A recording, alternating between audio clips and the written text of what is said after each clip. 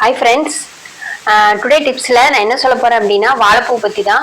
இப்போ நம்மள சில பேர் வந்து வாழைப்பூவே சாப்பிட மாட்டாங்க. அதாவது வாழைப்பூ வந்து நல்லா அதில் சுத்தம் பண்ணிட்டு வணக்கி சட்னி அரைச்சி சாப்பிட்லாம். அப்புறமேட்டு வந்து பொரியல் செஞ்சு சாப்பிட்லாம், சூப் மாதிரி வச்சு சாப்பிட்லாம்.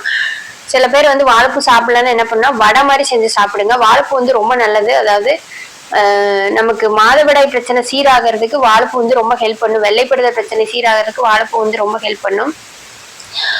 அப்புறம் ரத்த சோகை இருக்கிறவங்களுக்கு வாழைப்பூ அதிகமாக சேர்த்துனா நல்லா நல்லா பிளட் வந்து இன்க்ரீஸ் ஆகும். சிறுநீரக பிரச்சனையும் செயல்படும் வாழைப்பூ. அப்புறம் வந்து மெயினாக வந்து சுகர் பேஷண்ட் வந்து வாழைப்பூ அதிகமாக எடுத்துட்டாங்க அப்படின்னா அவங்களுக்கு வந்து அந்த சர்க்கரையோட அளவு வந்து கட்டுக்குள்ள வரும். அப்புறம் வந்து இந்த மாதோட பிரச்சனைனால பிசிஓடி வெள்ளைப்படுதல் ப்ராப்ளத்துல இருக்காங்க, நீர்க்கட்டி பிரச்சனை இருக்கவங்க வந்து வாழைப்பூல அந்த கடைசியோட மொட்டு மாதிரி வரும்.